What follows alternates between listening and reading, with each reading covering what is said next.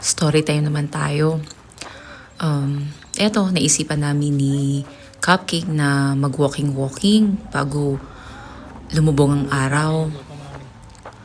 Habang naglalakad, naisip ko lang, ang dami ko naririnig na storya na ang hirap daw ng buhay dito sa Amerika.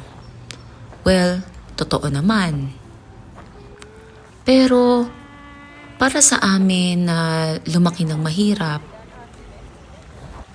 konting bagay na-appreciate na namin. Katulad nitong simpleng tanawin malapit sa apartment. At sa kabilang side niyan, pagtawid namin dyan sa may fund, merong public library. Actually, akala ko nga may bayad. Kasi magpapamember ka. Pero, libre lahat. Meron pang department para sa bata. Iyon yung mga bagay na na-appreciate naming mag-asawa. Nanggaling kami sa Kuwait pero walang ganyan. Doon, siguro, sa Middle East, hindi man sa lahat pero kami noon, maayos kami financially. Okay naman. Hindi kailangan magtipid, sapat, minsan sobra pa. Pero alam nyo yun, hindi enough. Noong dumating kami dito, kailangan namin magtipid. Kasi lahat mahal, lahat pabayaran mo, lahat may tax.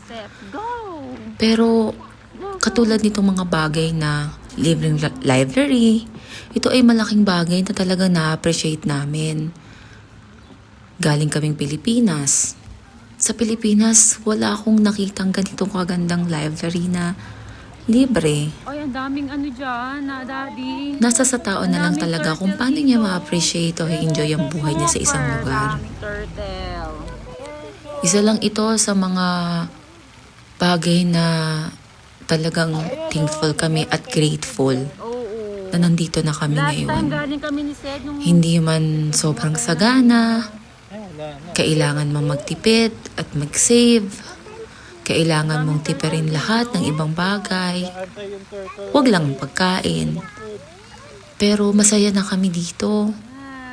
At isa lang talaga itong library na talagang sinasabi kong worth it para sa mga bata.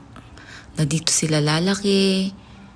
At pagtanda nila, nasa sa kanila na ang desisyon kung saan nila gustong mamuhay.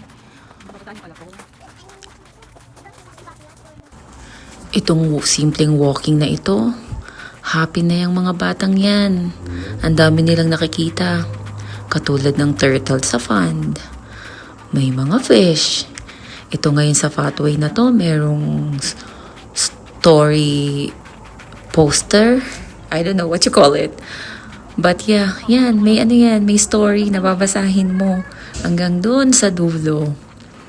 Tapos, pag ikot mo, nandun na yung entrance ng library, which is doon kami pupunta.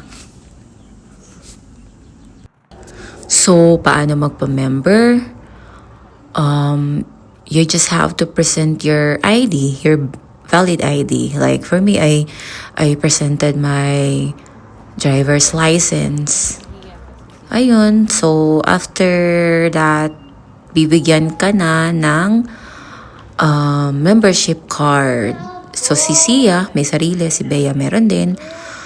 And next time, si Cedros naman at kaming mag-asawa. We're very thankful and grateful na may malapit na library, malapit sa apartment namin. Napaka-importante nito kay Sia kasi magsa-summer break, wala siyang gagawin, walang everything, walang therapy. Kaya dito ko na lang siya dadalhin on our, free time. And that's it, guys. Pauwi na kami. Thank you for listening. Bye!